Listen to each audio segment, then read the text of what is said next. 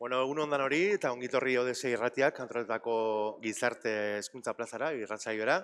Gizarte hezkuntzako ikaslea naiz, lehenengo mailako ikaslea, Ibai Fresnedo naiz, eta oraingo tartetxoan esatari lanetan izango nauzue. Gaur, mugarik gabe gobernuz kanpoko erakundearen kide bat daukagu gurekin, Maite Agirrezabal izango dugu gurekin, lankidetzaz, eskubidez, indarkeriaz eta nola ez, gizarte hezkuntzako ikasle naizen edo garen heinean asko interesatzen zaigun gai bati buruz ere hitz egiteko, hau da, ze gaitasun, ze funtzio, zer dan horrelako erakunde batean lan egitea, alegia alde profesionala. Eguno, Maite. Eguno, ni bai. Ondo? Oso ondo, bai. Zer moduz? Ondo, bai gogotxu. Gogotxu, demora gehiago daukagu gainera. Bueno, oso ondo. Nakizunez elkarrezketa, bi izatetan banatuko dugu. Lehenik itzengo dugu pizkat mugari gaberi buruz, zuen erakundeak egiten duen lanari buruz batetik. Baita genero arrazoiengatika indarkeria politikoaz ere, eta horrek LGTB plus indarkeriakin duen harremanaz ere hitz egingo dugu. Eta bigarren blokean, esan bezala, gobernuz kanpoko erakunde bateko edo hobeto esan da lankidetzaren eta mendik aurrera lankidetza hitza erabiliko dugu, lankidetzaren esparruko lan profesionalen esan nahiari erreparatuko diogu. Bagoaz, Maite, hasteko nola azalduko zenuke zer den mugari gabe eta zein den bertan egiten duzuen lan hori? Mugari gabe gara gobernuz kanpoko erakunde bat, 80. hamarkadan sortu zen, 87an, eta mugari gaberen jatorria oso garrantzitsua da gaur egun egiten dugun lanarentzat, eta jatorria da mugimendu internazionalista. Ordan, 80. hamarkadan munduan edo herrialde zehatz batzuetan batez ere eman ziren prozesu iraultzaile batzuk, eta horrekin lotuta ere giza eskubide urraketa asko ere, eta munduan antolatu zen herri mugimendu ezberdinak antolatu ziren elkartasuna sustatzeko mugimendu haiekiko, ez? Orduan mugari gabe hortik dator, eta horregatik baditugu bi ardatz nagusi, esango nuke. Alde batetik ditugu esaten duguna gaur egun bizitza jasangarriak, eta hori dago lotuta, agian hemen esaten diogu ekologismoa adibidez, baina ez da bakarrik hori, bada bizitza jasangarriak daude lotuta guretzat herri indigenen dituzten aldarrikapenekin, eskubide kolektiboak eta lurraren defentsarekin lotuta, orduan hori da ardatz bat, eta beste ardatza da feminismoa. Eta feminismoan ere egin dugu ibilbide zabal bat, uste dut orain azalduko dugula hori pixka bat.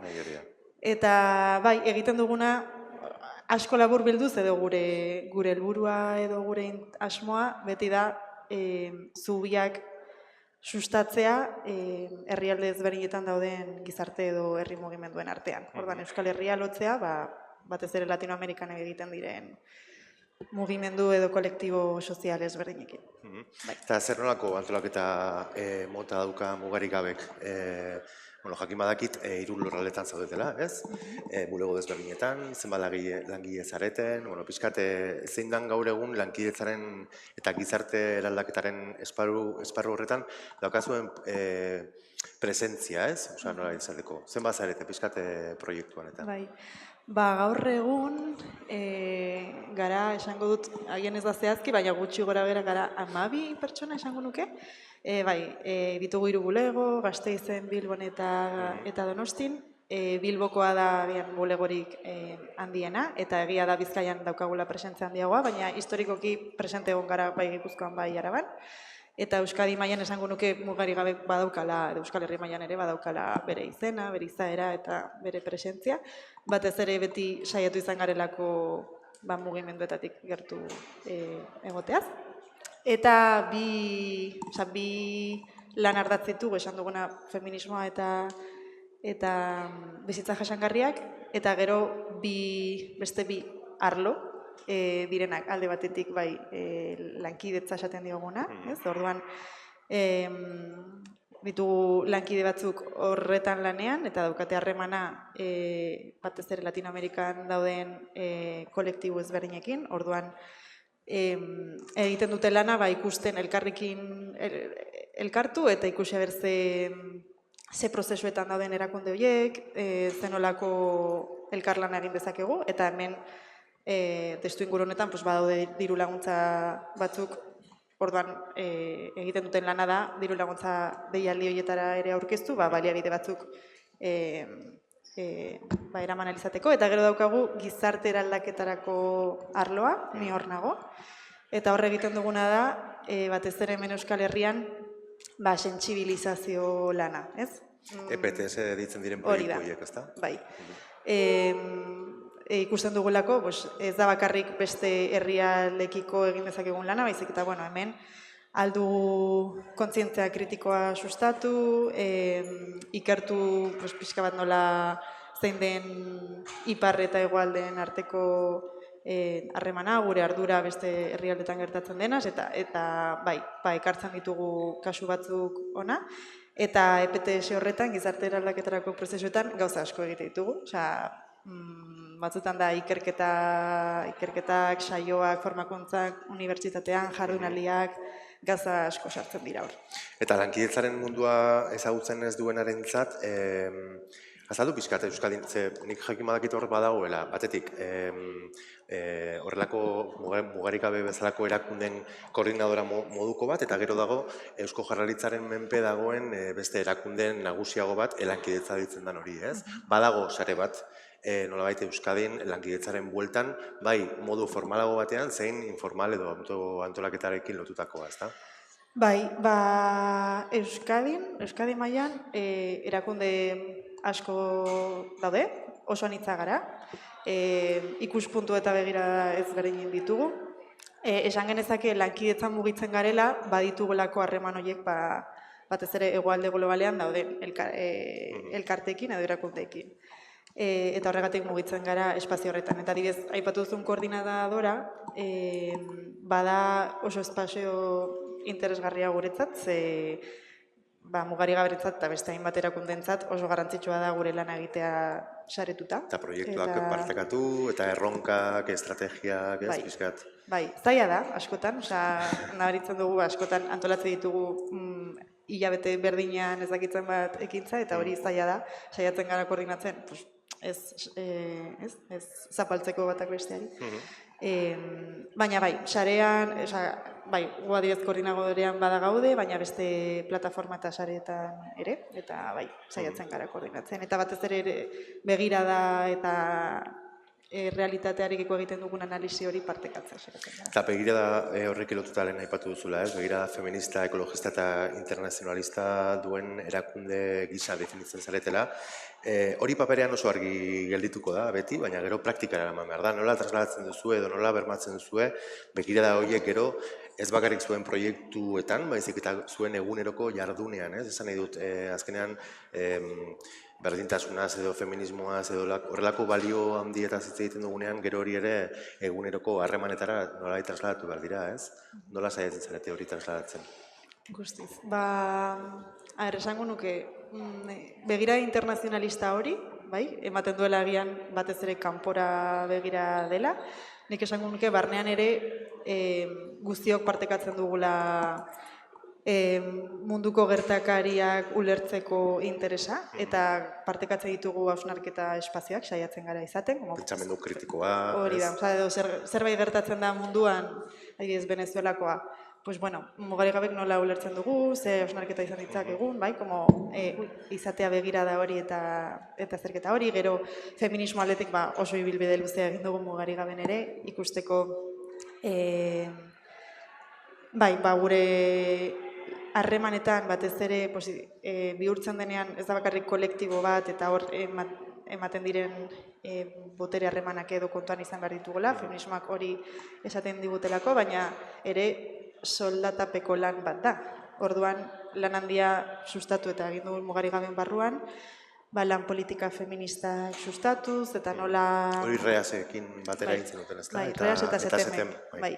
Orduan, hausnartzen dugu, soldatapeko lan bat da, baina aldi berean pertsonak gaude hor lanean, eta kontuan izan behar dugu pertsona horren inguruan gertatzen diren gauzak, eta zaindu lana, eta zaindu, como espazio. Orduan, esango nuke, badaukagu gure hitzarmen propioa, eta lan politika feministatik... Suposatzen du gainera, bertan, aipatu duzun bezala ez, soldatapeko lana da, baina gero bertan zaudeten kide askok parte hartuko duzuela gizarte mugimenduetan, ez? Lehen Susterrakeko kideek ere aipatu dute ez importantea den ehungintza edo gizarte mugimenduekin lotura bat edukitzea eta bueno, konexio hori egotea, ezta?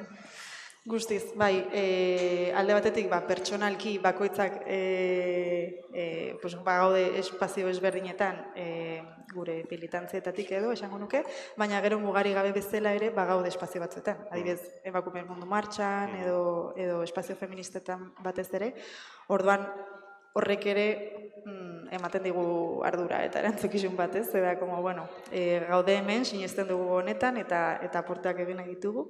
Eta aldi berean badaukagu, lanean gauden ez honetan, nahi dugu hori sustatu eta arduratsuago egin lotura horiek. Guazen pixkat gaiaz aldatzera eta pixkat feminismoarekin lotu zure azken boladako lanarekin edo lanaren zati handi bat genero arrazoiengatiko indarkeria politikoarekin lotu dago. Jakin badakit hortik bazabiltza ez, gora eta bera itzaldi, jardunaldi, espazio ezberdinetan, pixkat mugari gaben horri lotuta egiten duzuenari buruz hitz egiten. Zer da genero arrazoiengatiko indarkeria? Zertaz ari gara, zehazki? Alde batetik, mugari gaben egin dugu lan handia generoagatiko indarkeriaren inguruan, edo indarkeria matxisten inguruan. Eta sentitzen dugu ere gizarte mailan lortu izan dugula, edo izan dela, edo feminismoak lortu duela gai hau mahai gainean jartzea, eta ulertzea indarkeria matxistak sistema patriarkal baten parte dela, ez? Egiturazkoa direla. Hori da, estrukturala direla, egiturazkoak ez dela zerbait individuala ero. Eta, mugari gabe, lan ezberdinak egin du indarkeria matxisten inguruan, eta azken urteetan, ikusten ari ginen, guztiok bezala, olatu erreakzionario hau, esan zaiona olatu erreakzionarioa, edo eskuin muturriko gorakada, giza eskubideen kontrako mugimendu korronte antifeministak, antigener eta hori, eta asko larritzen gintuen horrek, zez, jaetzan bakarrik borrokatzea indarkeria matxistak prebenitzeko edo zaintzeko edo erreparazio prozesuak egiteko, baizik eta beste maila bat, non indarkeria areagotzen zen feminismoa edo indarkeria matxisten kontra egiten zuten pertsonen. Eta gehiago lotzen dela nolabait eskubide zibilekin, maila kolektiboan nolabait, olatu erreakzionario horrek eragiten duen indarkeriarekin zuzenean, ez? Bai, ze dago lotuta, eta hori esan genuen, jarriko diogu fokua hemen. Zer da genero batiko indarkeria politikoa? Hasiera batean galdera genituen, nahi genuen apustu egin kontzeptu hau kolektiboki sortzeko eta esan nahi emateko, baina bai hori da, ikusten genuen garrantzitsua zela politiko hori horretara begirada jartzea. Ze indarkeria honek, mugimendu feminista, transfeministaren kontra egiten den indarkeria, kazetari feministen kontra egiten den indarkeria. Hori ez da bakarrik, ez dago zuzenduta indarkeria jasotzen duten pertsona zehatz horri, baizik eta da mezu bat, ez? Eta pertsona horrek ere ordezkatzen duen kolektiboaren kontra doala azken finean, ez? Hori da, bai. Esango zenuke indarkeria politiko horren baitan ere instituzionalak kokatuko genukela? Esan nahi dute erakundeek eta orain sartuko gara gaian modu sakonago batean, baina politika aipatzen dugunean normalean beti instituzioekin lotzen dugulako politika hori, ez gabiltza bakarrik horren inguruan hitz egiten ari, baina sartuko genuke instituzionala den indarkeria hori ere politikoan den hortan? Diozu, instituzioak sortzen duen indarkeria edo jaso? Sortu. Sortu, bai, guztiz. Bai. Bai, eta betxo ikusten dugu, orokorrean indarkeria politikoak beti ulertu dugu, adibidez, represio poliziaren partez edo izan daiteke indarkeria politikoa. Eta ikusten duguna da, diskurtso korronte, eskubideen kontrako korronte hauek, diskurtso izateari usten diotenean eta iristen direnean ere estatu mailara edo gobernuetara, indarkeria hori areagotzen dela, eta askotan indarkeria hori guztiz dator estatu edo instituzioetatik. Eta horrek funtzionatzen du, gizartean zabaldu izan bada, edo normalizatu izan badira diskurtso batzuk eta jarrera batzuk. Orduan, bai, guretzat esan, bueno, jarriko diogu foku honi, bastante larrigarria dela iruditzen zaigulako, eta aldi berean nahi dugu foku hor jarri, ulertzeko nola funtzionatzen duen, baina ere guk gaitasunak edo izateko, ez bakarrik horren kontra egiteko, baizik eta nola sortu beste narratibak edo beste, bai, nola sortu gure mugimendua beste leku batetik, ez? Hori nahi dugu esploratu. Bueno, narratiba aipatzen duzula eta pixkate bizipen akaso individual batean sartu alizateko, baina gero emango diogu kutsu kolektiboago bat, lotu nahiko genuke indarkeria politiko hori LGTB realitatekin, eta bain dela aurreko astetan mugari gaberi esker Carla Guevararen bizita izan dugu Euskal Herrian, ezagutzen ez duzuenentzako Carla Guevara Salvadorreko abokatua da, kolektibo Alejandria erakundeko zuzendaria, eta guk orain dela egun batzuk ere gizarte hezkuntzako graduan Carla ezagutzeko parada izan genuen, pertsonalki ere aurreko astean pote bat hartu nuen berarekin Bilboko Aldezarrean, oso maitakorra, Carla, eta berez, Carlak mugarri historiko bat lortu zuen 2022ko abuztuan El Salvadorren, berak, bera El Salvadorreko lehen transemakumea izan zelako familia epaitegi batek bere izena eta generoa aldatzaren alde erabaki zezan lortu zuena,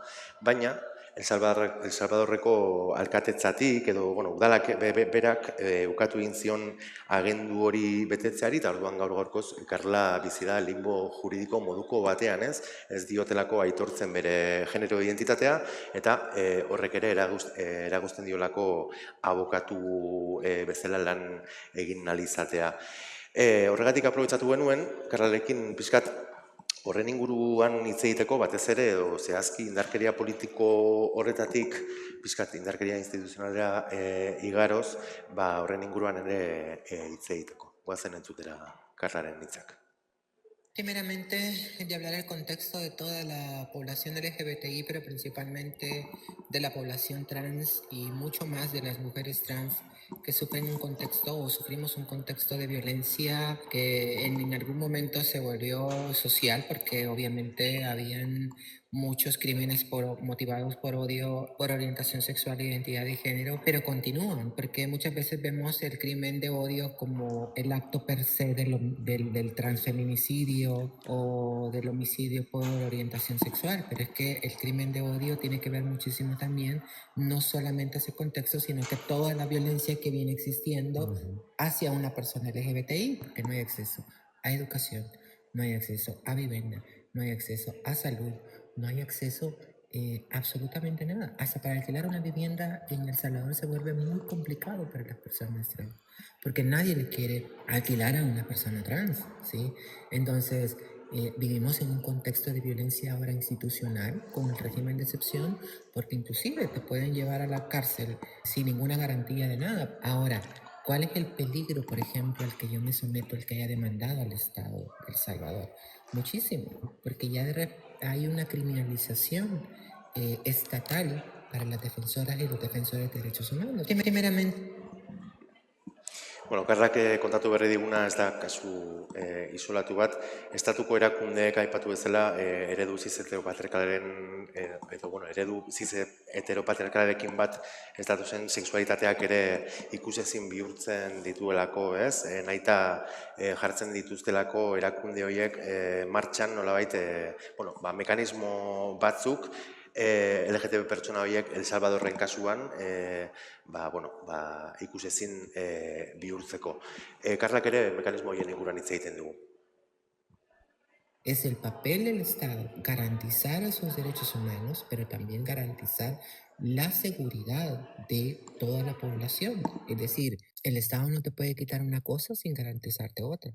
O sea, el Estado no te puede garantizar seguridad sin quitarte tus derechos. Y es que también el régimen de excepción ha sido utilizado también, uno, para callar voces disidentes, es decir, aquellas voces que cuestionan transparencia, que cuestionan la corrupción, que cuestionan cómo se está realizando el gasto público, que cuestionan cómo desaparecen los derechos humanos de las personas. Entonces, el régimen de excepción está siendo utilizado para callar esas voces, pero también para movilizar la pobreza. Es el papel. Baina LGTB pertsonen ezabatze horri aurre egiteko antolaketa komunitario ere badago, alegia erantzun kolektiboa, eta hortik Karlak transfeminismoak eta lan komunitarioak Salvadorreko estatuak suntzitzen duena, nola eraikitzen duten ere aipatu zigun. El poder emana del pueblo. Si el pueblo, si todos los ciudadanos y ciudadanas de todos los países de a pie, de los que estamos abajo, de los que nos tienen sometidos el poder político y el poder económico, reconociéramos ese poder que tenemos de salir multitudinariamente a las calles, cambiaríamos todo el sistema. Si la gente reconociera ese poder que tiene, no estuviéramos sometidos como estamos actualmente. Por eso digo, y siempre son importantes las redes, tanto formales como informales, pero es principalmente las redes informales. Siempre hay una manera que la sociedad y la sociedad civil organizada y las redes ayudan a nivel mundial, es decir, a reconocer y a tratar de resanar a las sobrevivientes de la violencia. No solamente la violencia basada en género, sino que también la violencia Bueno, Karlaren testigantzari amaiera emateko Maite, Euskal Herriko lankidetzan diardu zuen erakundei ere ze mezu bidaliko lieken edo lizueken galdetu genion, jakinik nazioarteko lankidetzako murrizketek ekonomikoa batez ere eragin zuzena doketelako, kolektibo Alejandria bezalako erakundeek LGTB pertsonei eskaintzen dioten arreta legal edo psikologikoan orduan. Eskaria ez da, baino bai mezu bat gure edo zuen erakundei zuzenduta.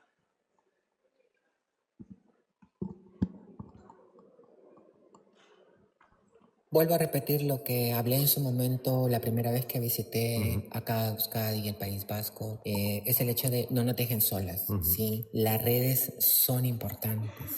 La protección de las defensoras y los defensores de derechos humanos, estamos hablando de todos los ámbitos, LGBTI, feminismos, protección de los territorios, migrantes, ¿sí?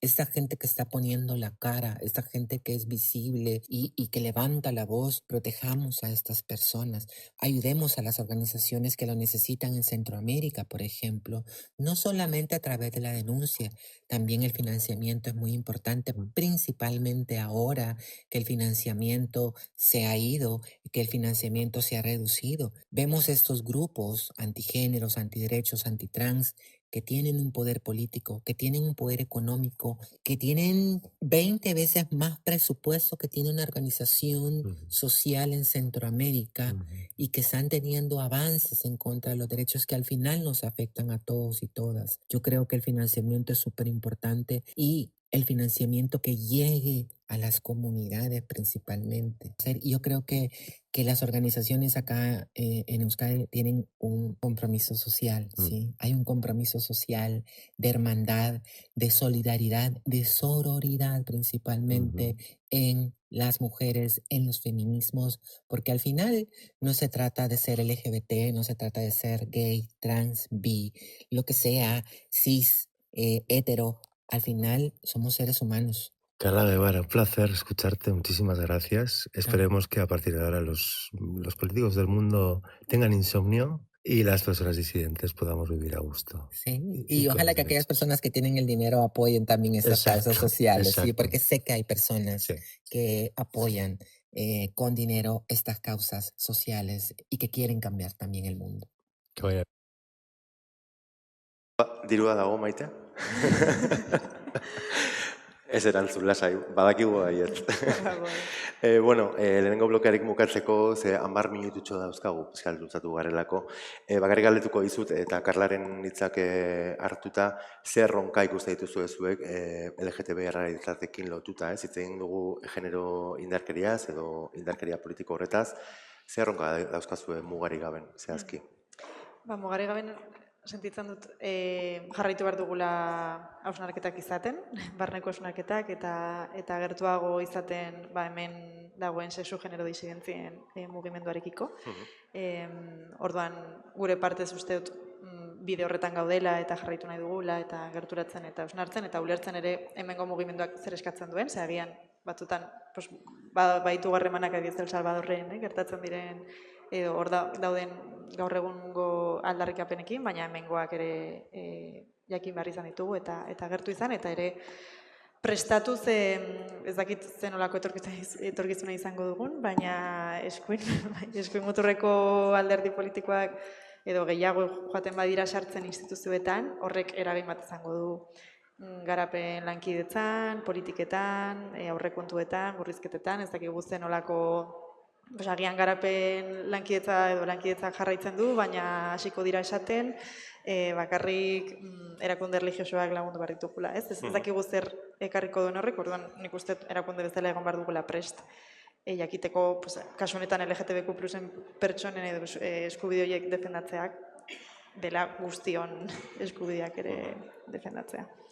Era bat. Bueno, Maite, guazen bigarren blokera, batez ere jakiteko, hitzein dugu pixat mugarik gaberi buruz, erakunde gisa, guazen zentratzera berain zure eguneroko lan horretan. Nahiko genuke ezagutu zure profil profesionala, gu gizarte hezitzaileak izango garelako etorkizunean, seguraski hemengo batzuk akaso bukatuko dute mugarik gabe bezalako erakunde batia lanean, zer egin edo funtzio zehatz daude jokoan mugarik gaben egunerokoan?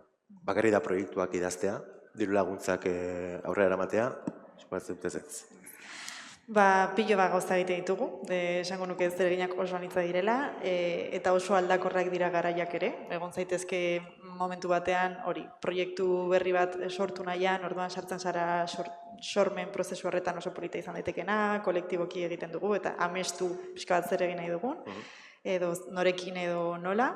Baina gero amestearen prozesu horren ondoren badator hori idaztea, proiektua idaztea, diru laguntzak eskatzen ditugu, orduan diru laguntzak eskatzeak, diru laguntza bakoitza edo dialdi bakoitza oso berezia da, orduan jakin behar duzu zer edo nola horretara, ez? Instituzio horretara, orduan badago parte hori, beste batzuetan da proiektuak aurrera eramaten ditugunean, batez ere, eskin dago gizarte eraldaketarako arloan, orduan hemen egiten dut, hemen mugitzen gara eta lan egiten dugu, orduan batean formakuntzak egin behar ditugu, orduan pentsatu metodologia, pentsatu edukia, horretan egon, bisitak baditugu ere giza eskubide defendatzaileak edo aktivistak datozenean, haiekin aurreko astean egon ginen bezala Karlarekin, aste osoa egon berarekin, eragin politikoko bilerak ere baditugu, instituzioekin, eramateko aldarrikapenak edo larritzen gaituzten gauzak beste maila batera, bilera asko mugarik gaberen barruan ere, bagara erakunde horizontal bat, asamblearista historikoki, azken urteetan soziokraziara hurbildu gara, orduan ari gara soziokrazia pixka bat esploratzen, eta horrek esan nahi du, erabakiak kolektiboki hartzen ditugula. Eta, pila gauza. Ez dara gutxi, ez? Begira da zitzein dugu, akaso pentsamendu kritikoaz eta politikoaz, errealitatea aztertzeko gaitasuna ere hitzein dugu nolabait, modu transversal batean, eta antolaketarako gaitasuna, ez bada diru laguntzak sortuz edo proiektuak da, esku hartzetan, ez? Inkluso argitasun etiko handia beharrezkoa dela mugarik gabe bezalako erakunde batean. Zure ustez ze gaitasun dira ezinbestekoak? Nik aipatu ditudan horien artean edo beste batzuk, ez? Justo hori neukan nik buruan. Nik uste, begirada kritiko hori izan behar du. Munduarekiko, baina norberarekiko ere, eta egiten dugun lanarekiko ere. Nik uste etika izan nahi badugu buruan edo presente, galderak egin behar dizkegu gure buruari, zer egiten ari garen, zergatik, norentzat, kolonialitatea hor oso presente dago gure lanean, orduan hausnarketa handiak egin behar ditugu. Autokritika, autohausnarketa ere badela. Hori preste egon behar gara eta irekia autokritika hori egitera eta jasotzeko beste aletatik. Eta errutinan ez erortzeko, zer egiten duzu? Ba, esango nuke ez dela hain aldakorra da lana. Bai? Bai, ez dara matzat 15 urte edo gehi nire lankideak bezala, agian bai sentitzen dute errutina sentsazioa, baina niretzat da como hain aldakorra denez, ez du sentitzen errutina hori. Egon zaitezke 2 aste proiektu bat idazten, gero formakuntzak eman, gero zerbait sortu. Bai, ez dut uste egia da, agian ez duela errutina sentsazioa, baina bai eginkizunak itotzen zaituela eta agian arriskoa bai dela osnarketak edo gogetak alde batera uztea. Hori bai, eguneroko beharrengatik. Baina ez dut pentsatzen errutina aspergarririk ez dago. Bai. Bueno, Maite, honekin bukatu dugu ja 11:27 daukagu, plazer hutsa izan da. Eskerrak ematea ez zuri bakarrik, baizik eta mugari gabe erakundeari, Karla Gebarari ere bai, bere aurreko asteko bisitagatik, eta, bueno, espero dugu jarraitzea mugario beste hainbat urte justizia sozialaren eta lankidetzaren alde borrokan eta lanean. Bai, eskerrik asko gonbidatzeagatik. Bai, oso gustura egon naiz. Arte. Eskerrik asko.